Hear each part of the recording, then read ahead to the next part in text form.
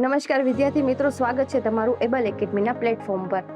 તો ચલો એક જ મિનિટમાં એન્વાયરમેન્ટ રિલેટેડ કરંટ નાનકડો એવો મુદ્દો જોઈએ. તો અહીં વાત છે કોરલ રીફ્સની. તો શું ભવિષ્યમાં ક્યારે આપણે કોરલ રીફ્સ છે જેને આપણે પરવાળા કહીએ છીએ એ જોઈ શકીશું? તો ફિલિપાઇન્સે એના માટે એક અગત્યનું પગલું ભર્યું છે. તો હમણાં જ ફિલિપાઇન્સે છે દક્ષિણ પૂર્વ એશિયાની સૌપ્રથમ કોરલ લાર્વા બાયોબેંક છે એ શરૂ કરી છે. તો ત્યાં વૈજ્ઞાનિકો શું કરશે? વૈજ્ઞાનિકો છે ત્યાં કોરલના જે લાર્વા છે જેને આપણે બીજ પણ કહીએ છીએ એને શું કરશે? પ્રિઝર્વ કરશે. તો આ પ્રિઝર્વેશનની ટેકનોલોજીમાં કઈ ટેકનોલોજી યુઝ થશે? તો ક્રાયો પ્રિઝર્વેશન નામની ટેકનોલોજી અહીં યુઝ થશે. એટલે કે -196 ડિગ્રી તાપમાને છે એ પ્રવાહી નાઇટ્રોજનની હાજરીમાં જ કોરલ્સના જે લાર્વા છે એને પ્રિઝર્વ કરવામાં આવશે અને લાંબા સમય સુધી, ઘણા વર્ષો સુધી તેને સાચવવામાં આવશે, જેથી કરીને ફ્યુચરમાં ક્યારે પણ જો દરિયામાં ફરીથી કોરલ્સ ઉગાડવાનું થાય તો શું છે ત્યાં ફરીથી એને ઉગાડવામાં આવશે. હવે અહીં તમારા બધા માટે એક ક્વેશ્ચન છે કે દુનિયામાં સૌથી વધુ જૈવ વિવિધતા ધરાવતો વિસ્તાર કયો છે?